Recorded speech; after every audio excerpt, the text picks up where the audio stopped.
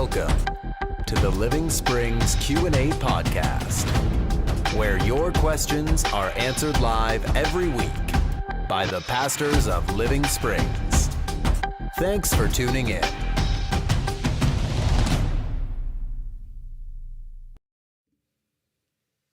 Good day, everyone. Welcome to the Q&A podcast. Hello. Kyle and I hanging out here again.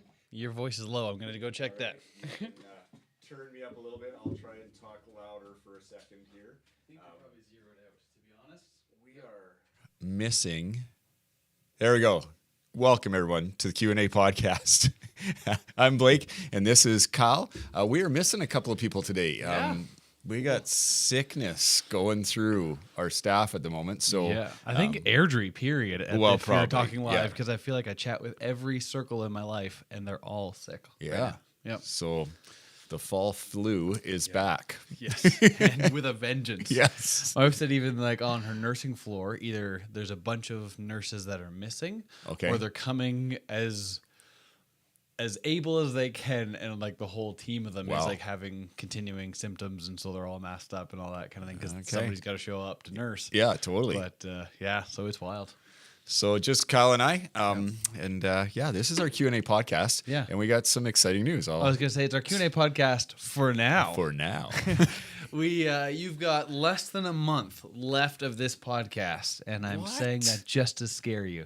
That's complete clickbait, audio clickbait. We mentioned earlier in the spring we were considering a rebrand and shifting from just being central to our church, giving recognition to the fact that we have an audience that is listening beyond our church community, that is tuning in from outside of Airdrie, outside of Canada, maybe sometimes, I don't know, outside of Alberta for sure. And even those that are within Airdrie, some of them don't attend our church. And so recognizing that we are no longer just listened to by those who already call themselves members of Living Springs, we didn't want to keep calling it the Living Springs Q&A podcast. Right. So if you're subscribed on any one of your podcast feeds, we're going to get some technical stuff now out of the way. Then we can talk about, when Doug's back, we'll kind of have some more philosophical discussions about this, and we'll reveal the name in the next week or two. But the website's already built for it all. But part of the idea is you'll be able to stay on the subscription that you've already have if you're subscribed in Spotify or Apple Podcasts or anything like that. We're just going to change that feed over to follow this new name, new graphics, all that.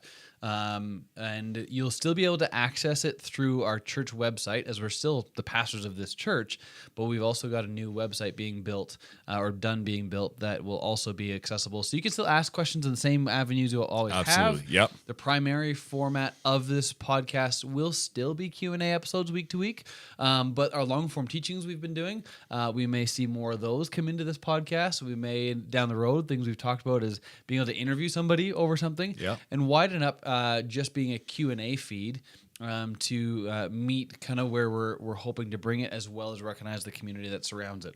So giving you a few weeks notice, Q&A if you're watching live will no longer be there. And if you're just subscribed, listen to audio, the naming and branding will all change on your podcast feed. It will be exciting. So we're looking forward to that. Yeah. So stay tuned. But while we're a Q&A podcast, or still one, or will continue to be as well, we do have questions. Yeah. And they need answers. So and there's more than just questions. we have There's some AER. feedback. Yeah. Time for accusations, explanations, and recantations. Awesome. It worked. Right on. So we got some AER here. Yes. So last week there was a question, and I'll throw it to you first. I'll read first. Yeah. It says, regarding clicks in Living Springs, you may not realize it being in your position, but yes, Living Springs is definitely one of the clickier settings. I am not shy, and I've been attending for almost 4 years, and I am just now being able to break into a group. Being aware of this, I try to look out for new people at social events, to the point where I embarrass myself sometimes if I ask someone if they're new, but they've actually been attending longer than me. First of all, I've been there. That's a normal thing around here, I feel like. have totally introduced myself to somebody, be like, hey, nice to meet you. They're like, Kyle, I've been here for like 3 years. Yeah. So you're not alone.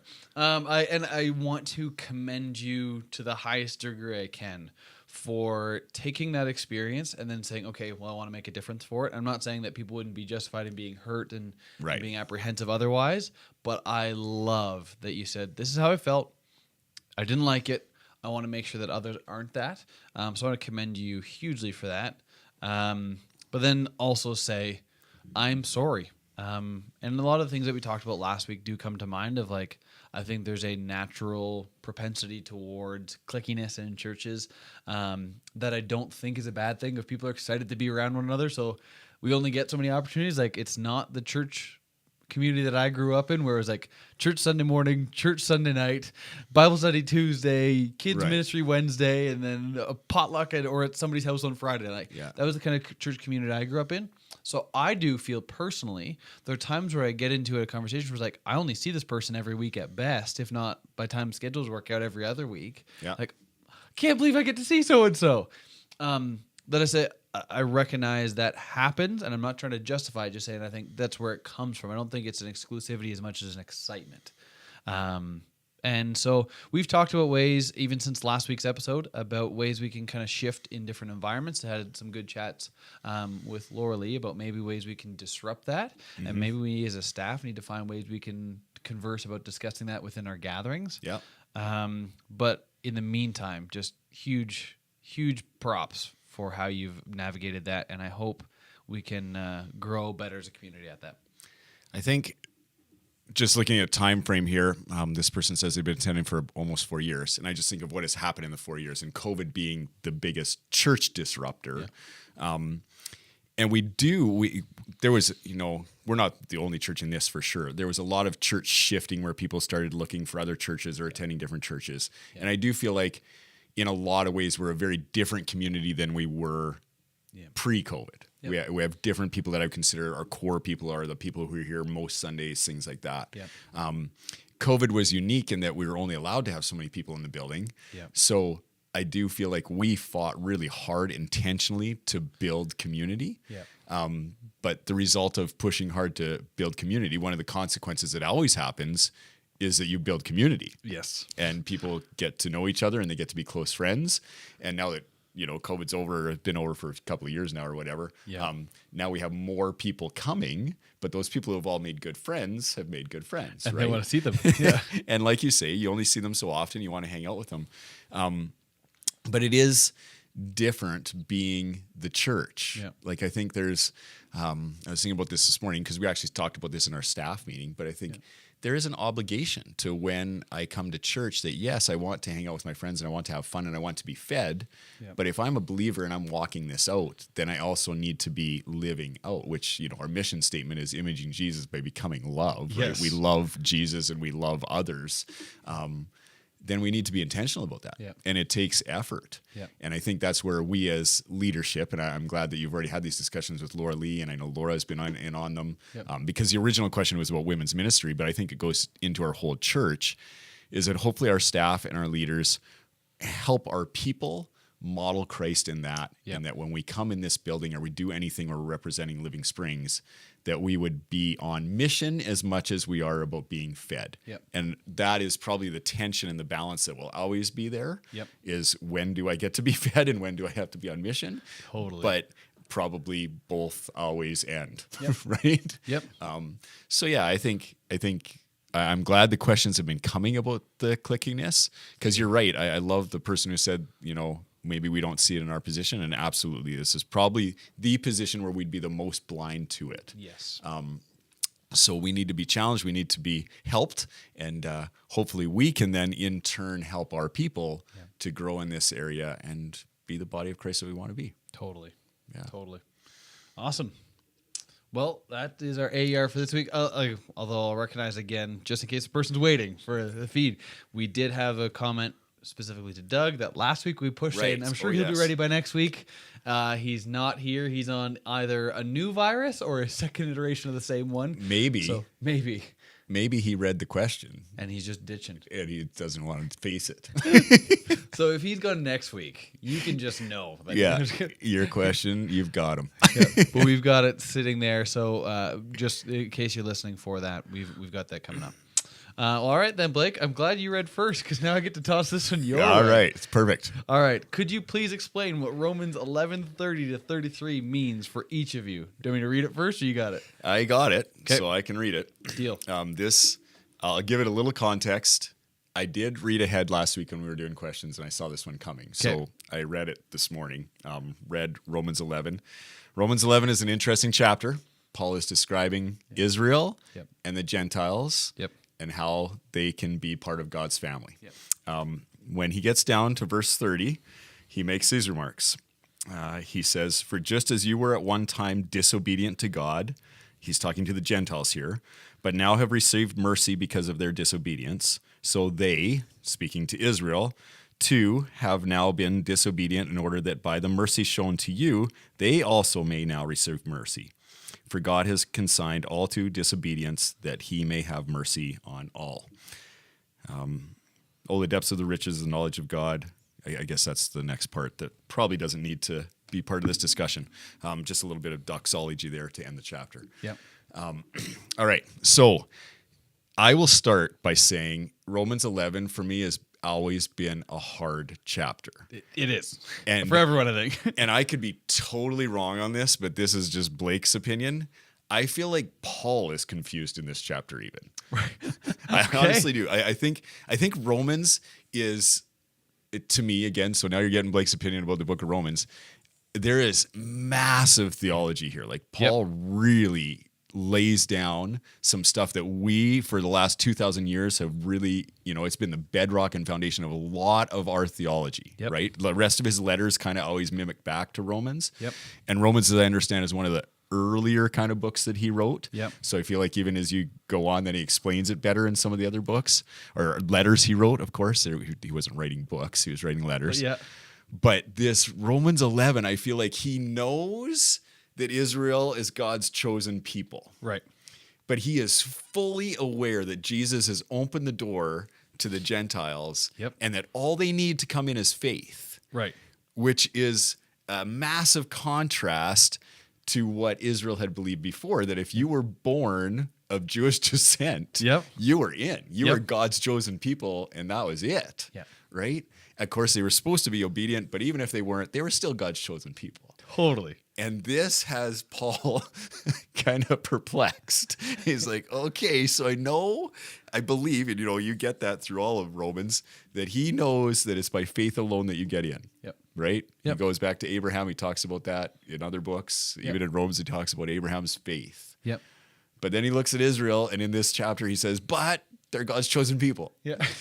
And he says, they're going to miss it, but they're going to get in. Even at the end, God will choose them. And he's like, but the Gentiles are part of them. And he talks about this grafting in, and he uses a tree analogy, which is, pretty cool. But then he gets here, and he makes this remark. He says, so the Gentiles were disobedient. They were sinful, and they received God's grace. Now Israel, they also now are disobedient. And now they will get to see God's grace. All right, so now I'll let you explain that to me. No. I think you're addressing that this is a very contentious part of Scripture. And it's hard to narrow. Like the minute we take 3 or 4 verses and try to build something, we're already off. Well, that's why I try to give a little bit of context to it. Totally. So if you're looking, when he's saying all of Israel, I just had it up here. I believe it's in Romans 9. Paul has addressed already that he's not meaning all of Israel when he says all of Israel. Right. Like there's a portion of Israel who he's speaking of, and he's using Israel similar to the way that the author of Hebrews writes to the Hebrews. Something they haven't called themselves by a while. In a similar way, he's calling the Hebrews like the faithful ones. Right. Versus here, Paul is calling Israel the ones who are a little bit like the hard-hearted ones. So I'm just trying to pull up, read here through the whole of the passage of Romans 11. At the very least, I always tell people you should be reading the 2 chapters on either side. Probably. So if you're reading 11, you should be reading at least 9 and 10 and 12 and 13. So what happens when you read Jude? That one's a difficult one. Generally speaking, especially Romans. When it comes to Romans. True. You have some chapters there. Because you've got Romans is a big one that you need to see the larger argument Paul's making. So if I'm just to back up to the beginning of Romans 11. So you've got a remnant of Israel remaining is the first subtitle. Like Paul's trying to say there's a remnant. All of Israel, like they've lost faithfulness. They're shifting. Then you get on to the Gentile branches grafted in. that there's something new coming, reconciling in. And then at the beginning of this next beginning of verse 25, I'm just going to read from there. Verse 25. For I do not want you to be ignorant, brothers, of this mystery. This is speaking of this grafting in of these people that otherwise wouldn't have been qualified otherwise. So you will not be wise in your own sight. So first of all, a little bit of humility. Paul's telling us right off the bat that a partial hardening has happened to Israel until the full number of Gentiles has come in. Pause there for a moment. The hardening of hearts is something that has happened all the way since back in, you've got that with Pharaoh in Exodus, the hardening of heart. And this is something that gets, again, a lot of contention based on God's sovereignty, all that. This becomes a major, and this is why, for the Reformed theologian, Romans chapter 11 is massive. From my view, and those on the more Arminian and that kind of side of things, lest God dictated everything, the hardening of heart is happening, solidifying something that's already begun. And so Pharaoh, he was already angry and didn't want to let them go. God hardened his heart to where he was already leaning. In the same way God allows me lots of times to lean into the things I'm choosing apart from him so I can learn from them. And it's always for a purpose of bringing back around. So just this is where Paul's beginning. Partial hardening has happened to Israel until the full number of Gentiles have come in. You can already begin to see a little bit of the purpose there behind it of I need to protect so that if there's all of Israel hard-hearted against them, they're going to not let these Gentiles in. And we need this unified thing. This is what so much of Paul's writing is, a unified church. And so all of Israel will be saved, just as written. So it's this, I'm not going to leave you in this hard-hearted state, is what he's beginning to say. So all of Israel is going to be saved. There's a partial hardening, but all of Israel is going to be saved. Just as is written, the deliverer will come out of Zion, and he will turn away ungodliness from Jacob. And this is the covenant from me with them, when I take away their sins. With respect to the gospel, they are enemies for your sake. So the they there, I would interpret as those who are hard. They are being enemies of the gospel, of this bringing together of Jew and Gentile, the grafting in that's to happen. For your sake, but with respect to election, they are dearly loved for the sake of the fathers. So this is the election of Israel. They're still loved. Paul's clarifying that, but they're also at the same time enemies to the gospel. That's a really difficult thing. Like, they're still loved, that there's still a promise, but God's allowing them to have the hardness, knowing, and this is where I want to talk about election for a moment, because I think this really helps the latter part. Election in the Reform camp is always talked about. God knows the list of who's getting in, and he's elected those people, and then you get into the full theology of double election, or double predestination? I can't remember what the proper term is. And so that is where not only has God deemed who those getting in are, but also who is making sure to get damned to hell forever. Yeah. And that's a really tough pill for me to even begin to swallow, talking about that theologically, a double election. As I've come to understand election from the very beginning, you can go all the way back to Adam if you want, depending on your take. You can absolutely go to Abraham and every other subsequent patriarch and all of Israel. Election is not for the sake of just holding them. And this is what Israel turned their election into. It's us. We're the best. Israel, Abraham, every patriarch, back to Adam, I believe. The election of God establishing a relationship with somebody was not the end of itself, but to bring others in. I've elected you and set you up in relationship with me so you can use that and the blessing that comes with it to invite others in. Election is not the end, but it's the beginning. And so Paul's saying, some are hard, some are enemies to the gospel. Don't worry, they're all going to be saved. They're all going to come back in for the sake of the election that was given to Israel. For the gifts and the calling of God are irrevocable, meaning I've still got Israel in my mind. But at the same time, they're the ones who are opposed to what has already happened within Romans, where God's saying, I want everybody to come in. So God has, yes, this love and this election for Israel, but also has this love for others that he wants to bring the whole world in. And he is now saying, I've got to pause these guys for a minute. I got to let my kids suffer a little bit so I can let the other ones actually thrive for a moment. Still with me? Okay. I'm still with you. You're doing good. All right. For the gifts and calling of God are irrevocable. For just as you who are formerly disobedient to God, this is where we're stepping into the question, even though we've now got all this labor. For just as you formerly were disobedient to God, but now have been shown mercy because of the disobedience of these. So also these have now been disobedient for your mercy, in order that they also may now be shown mercy. For God can find them all in disobedience, in order that he could have mercy on them all. So here you've got, I think, something reminiscent to an argument that's being made in Romans chapter 1 and 2. Romans chapter 1 is regularly brought up in the conversation on homosexuality because that's listed there. God gave them over to the desires of their heart, which is really similar language here. God hardened their heart. So you've actually got a really similar parallel from the beginning of this argument.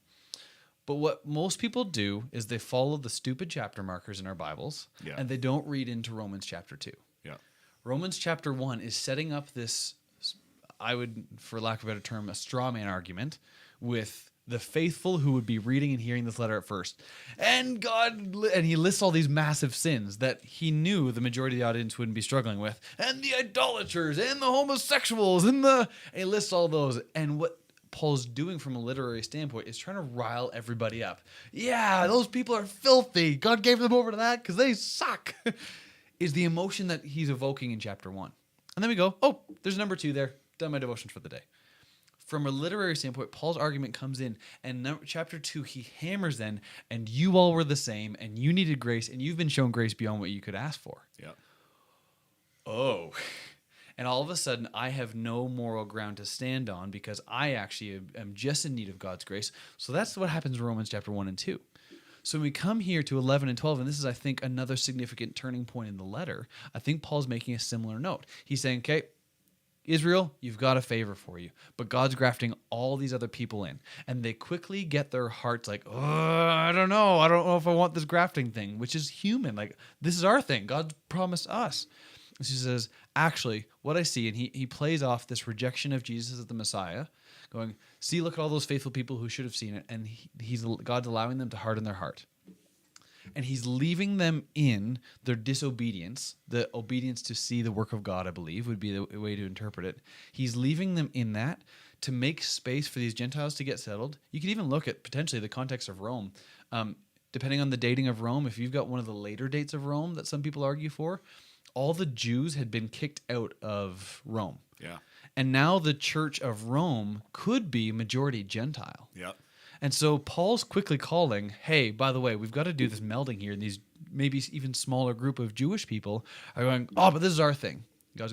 Paul's saying on God's behalf, whoa, I let you be in your disobedience so I could establish this group here. Now look at this beautiful church who's here. Maybe they're 60, 70, 80% Gentile.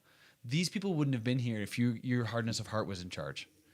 And now, because of that, don't worry. I showed mercy on you to actually hold you there. So this full church, because Paul's one of his massive works, especially in the church in Rome, was collecting funds to bring back to the church in Jerusalem who were suffering. Totally. So Paul's saying, now look at the mercy that this group is able to show and the hospitality they're showing. God actually kept you there in his mercy, so now he could show mercy on all. Because now we've got this united church who's able to care for one another, and Paul's continuing to carry this out. The same attitude of God gave them over to the hardness of their heart for a time in Romans 1 was that so he could bestow grace in Romans 2, I think is the same thing happening here. And I think in the same way God's judgment always happens, and you could find this all through Paul, I think all throughout the scripture, God allows the hardness of our heart for a moment for us to, the concept we have now, hit a little bit of a rock bottom, so we can realize how much we need God and then bring us back in. And so I think Paul's saying he's beginning to see the budding work of this united church in Romans and saying, let's fight for that. Let's make more space for that. God held you there so he could be merciful for all, because his promises to the Israelites, for the smaller group that's there, don't worry, he didn't forget about you. To those who are hard-hearted, don't worry, he let you there so that he can restore you. To the Gentiles, don't worry, he made space to protect you so he could bring you in so we could have this. So now you're here and you get to know God. Like, all of it is pointing to the God, and the whole thing was trying to show mercy. And so he's orchestrated this whole thing to show his favor, his election, and his wisdom. So I've brought this united church together. I love it. And I agree with you. And you can see it if you get rid of the chapter markers again, or you flip your page to Romans chapter 12. And the first thing that he starts talking about is being a living sacrifice. Totally. How you live this out. Yeah. That we present our bodies, that we're humble, that we're submissive, that we do this for the good of everyone. And then he actually talks about the body of Christ, that we are all members. He's talking to Israel and to Gentile, right? And we never explained, Gentile is anybody who's not Jewish. Yes. So just in case anybody's listening that didn't know that. now you have to go back and listen to the whole thing. You're like, oh, that's what they were talking about. Which I got flying, so you may have to do that anyway. Sorry. Not sorry, though. But so I agree with you. Paul is definitely making this case that to follow Christ is this submissiveness, Yep. but it's inclusive in that it's for everyone. Yeah. I love the fact that you were willing to say you lean in one theology, but there is the other one, because there is people, I'm sure you've been listening to this podcast, who are encamped in the sovereignty of God. Totally. And this election thing is massive. And they take all pretty much their theology from Romans, because he starts that language in chapter 8 and kind of continues it through. Yep. Right. So I grew up in that camp, and I can understand where it comes from. I lean more to your side now, but yeah, it's whether, and I think that's probably where, as you were speaking, I'm thinking whether you're a sovereignty of God or whether you're Arminian or whether you land anywhere in there, it would be hard to read this without seeing that Paul is saying faith in Christ is the thing. Totally. Right? Yeah. So whether you think that God is predestined and has chosen already, it's still, there's an onus on us, even in that camp, to faithfully pursue Christ. And that's this whole grafting in. It's interesting, too, if you're watching this live or listening to this live, that we're in a time where Israel is back at war again. And I just think, man, it is hard. And I'm sure Paul was dealing with it, and you already explained it. It is hard to make people groups like each other. We just answered an AER about cliques in our own church, right? Totally. So again, I think you could take Romans 11 and apply it exactly to those cliques. You could say, hey guys, we understand, you're part of Living Springs Church. You've been here and you love this community a long time, but there is a grafting in that needs to take place here, right? There needs to be a softness of heart. There needs to be a surrendered attitude so that we can all participate in the goodness of God as a body of Christ, right? So, I'm sure that Paul is answering the same question here. He is watching. I think Paul is very observant of the culture and the things that are going on around him. And he is writing this because it is practically relevant right at that moment. Totally. I want to finish off where Paul goes into this big celebration. Which I think solidifies some of those things we've been talking about, of like, he says, okay, it doesn't make sense why God would allow somebody to stay in their disobedience. Why didn't he just shake and change their heart? Right? Well, because later he's going to end up having mercy on all, is what Paul says. And so, like, the people who have suffered through, again, like, potentially putting some historical view on it, depending on what dating you find, like, why did God let us get kicked out of Rome? Why did the religious persecution that happened to the Jewish people take place, where they were sent off, running out? Why did God allow this young Gentile church to then be left without leadership? Really, like, they don't have the access and knowledge to Scripture that the Jewish people would have had. That was so important. Like, why was this mess? And then Paul lands it with that line: "For God can find them all," explaining all these things that might have happened in order that he could have mercy on them all. And then he just breaks out to the depths of the riches of the wisdom and knowledge of God. How unsearchable are his judgments. How incomprehensible his ways. For the people who would have been thinking, I got a question. Why is God letting this happen? All these things that would have come up. For who has known the mind of the Lord? Who has been his counselor? Who has given advance to him or will be paid back to him? For from him and through him and to him are all things. To God be the glory forever. Like, we are beginning to see, Paul's beginning to see this community that all of a sudden it makes sense. Okay, we all went through some hardship. It was difficult. It wouldn't have been the way I would have planned it. And so just ending on that. Any sense of this talk of allowing disobedience and all that was only for the sake of, back to what Paul says, so in the end, he could have shown mercy on them all. It was only for a time, and I see this with my kids. Certain times I have to put one of my kids aside. Without naming names in case they ever listen. Well, last night at supper, I had to have one of my kids just leave the supper table. And I had them go stand at the counter and eat their supper away from everybody else. Because the level of disruption that was happening to our supper table and our family, it was just, we weren't able to have any ounce of peace. So I asked them to go stand at the counter and eat their supper on their own. And they did it. And all of a sudden, within 30 seconds, we're having this peaceful conversation about our days and all that. And then later on in the evening, that person was able to join back into our family, and we all of a sudden had unity again because the momentum had begun to say, all right, now we're back together as a peaceful family. And that person then just jumped in. And it'll be another one of my kids another time. Absolutely. And I see this happening on a bigger scale with more understanding of how to bring the intricacies of God for the church in Rome in sometime in this first century. Yeah. Yeah. That's a good question. I'm really glad that someone asked that. That's a fun one. Yeah.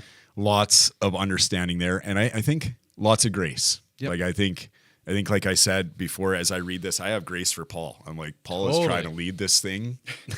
And he's like, I don't know how this all works, right? Mm-hmm. But I know God is good. Like that's how he ends it, right? You know, with his doxology, that God's wonderful. Yep. So he's like, there's got to be something else going on here, Totally. right? Like God is doing something. Yep. Yeah, it's good. Cool. All right. I guess that means it's my turn to read to you. All right. Oh, no. You read to me. I read to you for the last one because Okay. you had to start off that first one. So Sorry. I get to read to you. Great. Okay, here comes the question. The 1 million March for Children protest makes me sick and scared for our country, especially our province. LGBTQ people and youth are being villainized and discriminated against. During Black Lives Matter, churches would stand and agree with Black people. Who stands with the gay people? Are we too afraid to offend those in the church that we won't stand up for those whom Jesus loves? LGBTQ kids are exponentially at higher risk for abuse in schools, self-harm and suicide, and yet the church as a whole stays silent. I'm really at a place where I don't know if I can call myself a Christian if so few Christians won't come to help those in need. Mm-hmm. They are being abused by the systems of power. Shouldn't the body of Christ help them? This is a really big question. We've got half an hour left, and I don't know if we're going to cover all of it. Yeah. Because there's a whole lot of different parts in here. That, like, to be honest, I think there's a different conversation. I understand the reason why LGBTQ plus have been brought together as one for the solidarity of bringing together, but I do really think the way the church responds to each one of them has potentially different conversations and implications. Yeah, that's interesting. Right? True. Like we would talk differently for the gay conversation and how to respond to it. Like there is no catch-all set of scriptures or principles that apply equally to each one of those different groups as we consider it. Yeah. And so how to respond to them all. What I will say to begin and then open up conversation is the 1 million March for Children protest. I don't know if I would have considered that the best way to go about. But the underlying thing that is happening, and I see culturally wider than the church, is a concern for the way this conversation is leaning and how it's breaking into culture and society, including schools and other public venues. Not saying that there's not some care, and I know this is completely centric to my own experience. It's not that I don't think some people are concerned for the LGBTQ kids, but at the same time wondering how the policies and everything that are around it being made are whether they're the wisest ones. And so saying we need to do something to change before these policies take place. That doesn't mean we're not willing to do anything or trying to ostracize those kids further. And again, this is just in the circles that I run in and converse with and the way that I try to think. So I'm hesitant for protest rarely. But I would also say, pausing with this, is during BLM, churches would stand and agree with Black people. Who stands for the gay people? I will say, though we can talk out all the different threads of this statement, this is up front and this is very just off the cuff. I would say these are also two very different conversations to be had. Mm-hmm. Again, ignoring the fact that I've already addressed we need to talk about LGBTQ all separately on how we respond. So BLM being a discrimination on somebody based on the color of their skin, we need to respond to that versus a conversation about absolutely every human values dignity, for sure. But the conversation within the wider church, whether you're on the far left, for lack of a better term, of fully affirming where you're at, or the far right of it's a complete sin to be engaged or even identify as gay. There's a wide range there, but I don't think I would say, maybe this is really tough of a barred line, any genuine Christian would say that person does not deserve value and respect when they look at their theology. Mm-hmm. So I don't think that anybody would is out there protesting saying, no, these gay kids need to be mistreated. And so I think they would stand up saying we need to make sure they're not discriminated against and treated poorly based on the merit of their sexuality. I would think you'd be hard pressed to make that argument. But having considerations around policies and conversations and the way those things are being laid out is a concern of people, a wide array on the more political right, I would say, but well outside the church. And this is happening in things that I'm listening to well outside of Christianity. So I would not make the comparison of BLM to this movement and the church's responsibility to step up one way or another, because I don't think anybody's saying kids should be discriminated against. And I hope I'm going to show him a little bit more left-leaning than maybe. Yeah. I just want to say I don't think that's an apples and oranges comparison. Yeah, I totally agree with that, Kyle. Interesting as you're speaking. I think had my life taken a different direction earlier, had I known more about things that were available, I probably would have got into psychology. I love psychology. It's probably a big reason why I pursue Christianity, and I like the job that I have where I get to be with people. Yep. But I am always curious as to why people think the way they do and act the way they do and those things. Yep. So when I see what this question is about, and I didn't know about this protest. I don't have any kids in school anymore, so I don't know if that's where you'd learn about it or whatever. But I had to look it up, and I read their website. From a way far back view where I have no skin in the game, I look at this and go, wow, human nature is amazing. And we swing the pendulum of fixing things way too far every time, right? Yep. And I actually did see this last year. My one son was in grade 12, and he came home and had a discussion kind of about this, what this is standing for. Yep. And I was listening to his language. He's grown up in a Christian home. He would be the first to stand up for people and human rights. Yep. But he was like, what is going on that I have to be told now I need to act a certain way or behave a certain way or do these things? Yep. And I look at this and I would say both sides of this conversation are going to say the exact same thing. Yep. Right? The side that's all lumped together in this question, the LGBTQ plus side, is going to say people are, not giving us value. Yep. They are marginalizing us. They are even, abusing and bullying and all the rest. Yep. And most of us would agree that is absolutely happening. Right? So we want to protect our kids and not allow that to happen. Yep. Then we shift, or our country's kind of shifted this pendulum and said, okay, that is not good. We don't want that to happen anymore. And we're to the place where we have now, which if you read this website, the concern that I'm sure parents, like this website wasn't been put together by children, parents have a concern that now their kids are being taught things that they don't feel should be taught in school or talked about or whatever else. And they're saying, I want to protect my children from being bullied and abused and told things that aren't true or that I as a parent don't want them to have. Totally. So it's interesting that if this march happens, it looks like it's set for it did, didn't it? 21st of October, I think is the date. So it's coming up. You're right. Yep. At surface base, and I don't know what the underlying things are, and I don't know, there's always more to a story than maybe what the website says, but it sounds like the website is saying, hey, we're just marching to protect our kids. Yep. Right? And again, so if the person asking the question, and I'm still at this really high level where I have no skin in the game, I can read this question and say, why aren't you standing up for these kids? I'd say, well, I don't know which side to even stand on because I want to protect all the kids. Totally. Right? Yep. Now when I come down and get further in the game, I go, this is why, and I know you're going to agree with me in this, or I think so, this is why politics just never fixes anything. Never. Because this is a highly politicized thing that is not it's not about politics. These are real human beings that have life experiences that need love and care. And yes, I stand with the person who asks the question saying, where are the Christians? Right? But I don't believe in any way, and we've said this on this podcast before, and you disagree with me, I don't believe in any way that Christians are the ones that should be in any marches rallying the troops. We need to be actually making relationships with people and loving on these people. Right? Totally. That's the skin in the game part. Totally. So anyways, there's my rant. I really agree with you there. And so I also want to say the people who I most have respected in their faith, they're never going to show up at the protest. But they're going to be the ones who are making a massive difference in their small communities. I think sometimes we are incredibly convinced that we need to do massive cultural moments, and it ends up just being a bunch of virtue signaling. That's all it is. Like, in the end, the protests, and I know there's counter protests being planned against this that are going to show up at every one of these rallies. I'm sure, yeah. No one of those people, I'm being extreme.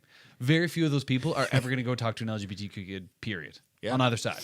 And not on the other side either. Right? Yeah. Like, neither side is going to be doing that. They're out there to have this debate, and I don't think that's actually making change.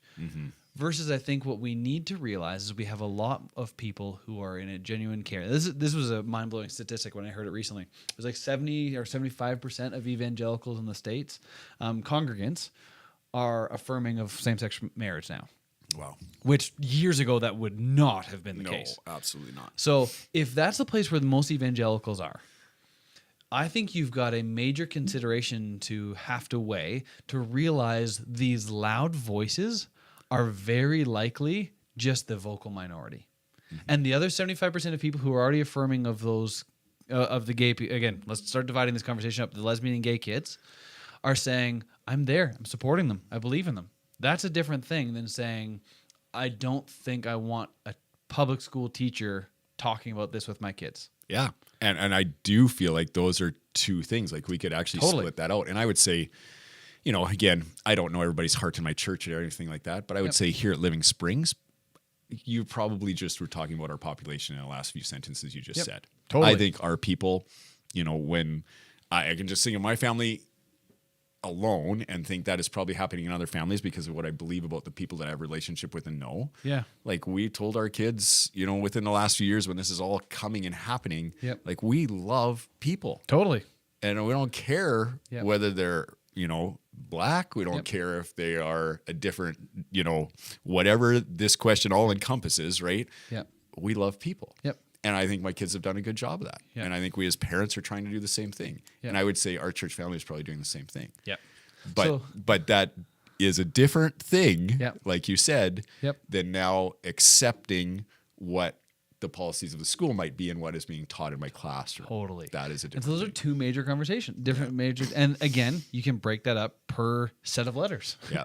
Right? So you may be totally fine with the school creating safe spaces for kids who are gay, and making sure they're not discriminated against and talk about that with. But there's a major difference again between even that and then your grade 4 or 5 teacher talking about gender identity with your kids. Yeah. Like, okay, so like I have a kid in grade 4 as my oldest. Yeah. I'm going, if my kid comes to me and is struggling with gender identity, I want to have that conversation. And I hope this audience, as I say this, you, Blake, have known me well enough, I'm going to handle that with gentleness and respect and open-handedness and love my kid no matter where we go. Yeah.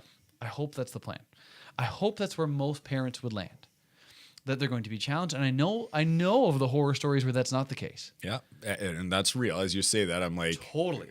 I've said before in this podcast, my view of humanity is low. Yes. So. Totally. So I'm there. So, but instead of I'm really trying to say this gently, over swinging and saying we need to make this for everybody. Yeah. How do we find those kids in harmful situations and protect them? Yeah. That's something I'm much more okay with and going, I want to get behind that. And so versus addressing these things, and we could have a whole nother conversation about what should be taught in public schools and what should be advocated for by government. Totally. I'm much more, I lean towards that libertarian end of like the government's job is to stay small, make roads and hospitals, and bug out.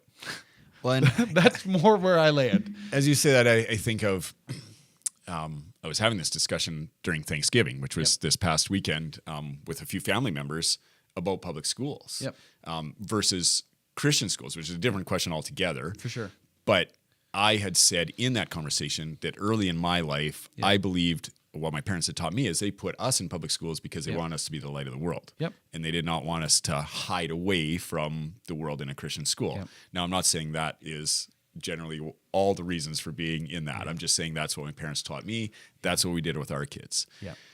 Now, my kids are older now. I don't have kids in grade 4 or 5 or younger. And probably as every older generation has always said, I'm glad my kids are finally out of that because this new stuff is crazy, right? But I think the conversation that was around our stuff was that in a public school, we were getting taught evolution, right? And the Christians were rallying and saying, this can't be taught in schools. And, you know, if I put my kid out there, then I'm opening him up to all this kind of, chaos that he could be taught. Yeah. And that was a conversation was really real. And I don't know what it was 20 years before that or 50 years before that, but I'm sure the same kind of ideas. Totally. But now, talking with my brother, Yeah. thinking about what kids are being taught in public school now and whether is this a time where it's better to pull kids out because in a Christian school or in a private school or in some other school setting, then we have more control as parents as to what they're being taught, right? Yeah. So, and I don't know what it'll be in the next 20 years or 30 years. Like it seems like this cycle continues, but it is always the onus on the parents to decide, what is good for my kids to be taught. And like you said, a bigger question, and I guess you can fight that one out, is what right does the school have to teach so much, right? Is it roads and highways or is it educating children or whatever, right? Yep, right. So I just lean that way because, and this is the caution I always say when I'm playing devil's advocate in a conversation with one person or a couple, was just realize the level of power we set up for government now will be swung to the opposite side of the pendulum and given to other people. Yeah. So for the left-leaning people who are going, schools need to be able to teach all this stuff. And we put down the curriculum based on what we see, and this is where we're at. Just realize when the government goes far right to respond to the far left, what can happen is the exact opposite. All right, that's it. We're bringing prayer and Jesus back. Totally. And I'm not saying that I'm not for Jesus, but at the same time I go, this can swing massively. And so back to I know this is definitely a rabbit trail, but I look at the Christians who are like, we need prayer back in school. I'm like, okay, so who's prayer? Yeah. Oh, so the imam coming in and praying next week? Because we now need to say, if this is a public space for all things, then all public people get to representation. But that's a different question again, Kyle, just based on time. Exactly. I grew up in school. We did have prayer. Yep. And there was nobody else to pray to because that was the general religion of Airdrie, Alberta at that time. Totally. So but it's totally different today. Yeah. Absolutely. Right? So if you go to their website, which I only did during this podcast, you go to the 1 Million March for Kids, for Children. The very first thing it says in their description is march to protect our children from indoctrination and sexualization. Which, to be honest, I do watch societally and go, I think we have that happening now. Yep.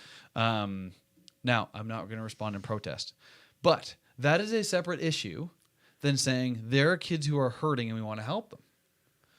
I get that. So I'm saying, I want to help those kids who are hurting, and I do recognize these self-harm, suicide rates, bullying, all that. That is valid. Yeah, we agree. But absolutely. I don't think teaching everybody all of the same stuff is necessary to solve that. So I just read Preston Sprinkle's Embodied.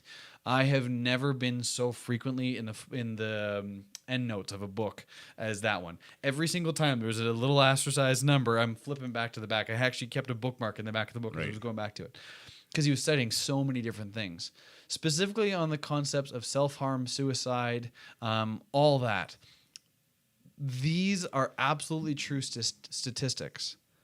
But we don't have any backing statistics that say transition in the teaching that we're doing have actually helped at all. Right.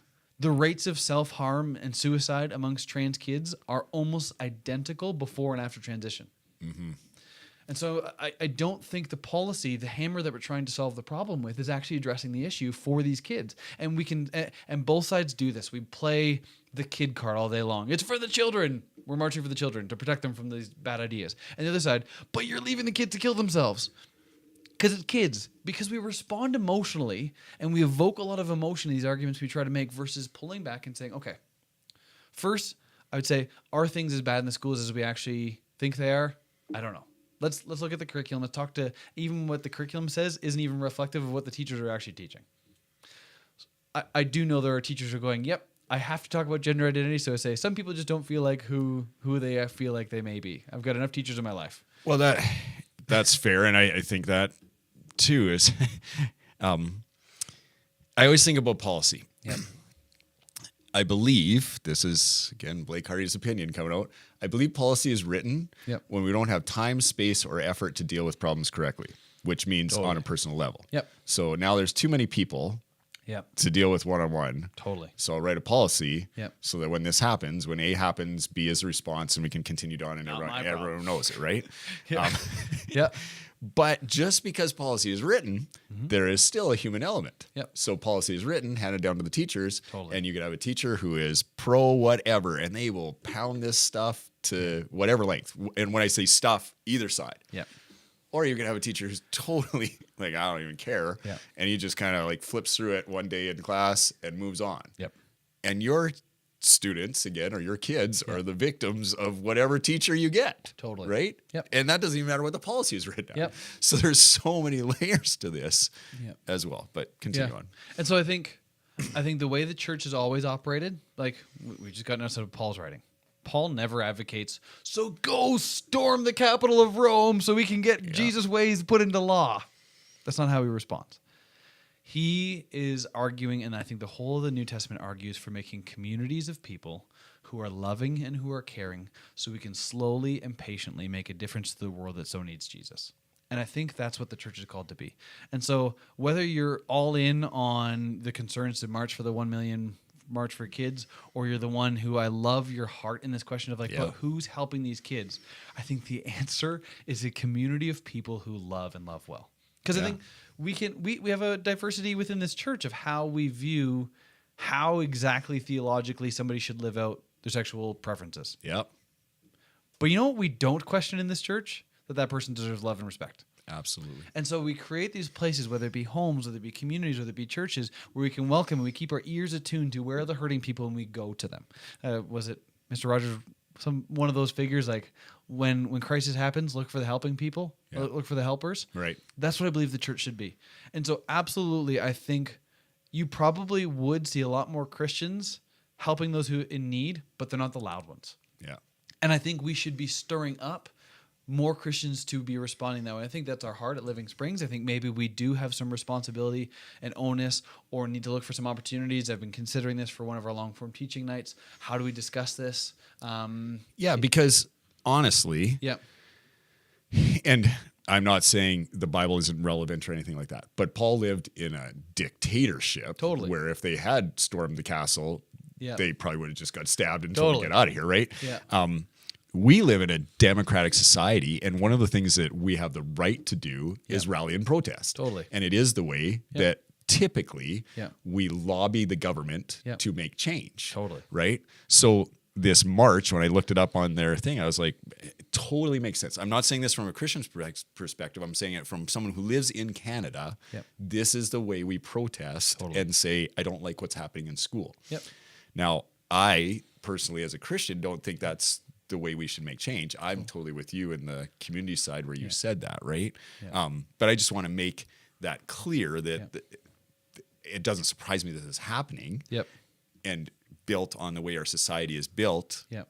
this is the way it does happen. Yep. Right? And there's been lots of lobbies and protests on the other side. There's been marches and everything for the other side as well. Totally. So Yeah. So I would love to see more Christian innovation of like, all right, how do we provide mental health support for these kids? Where are the Christian counselors who are giving some time pro bono Yeah. to help support these kids? Where are the homes that are saying, hey, we'll build an LGBTQ kid who is forced out of their home? Like, I think those are the stories that we'll probably, to be honest, never know.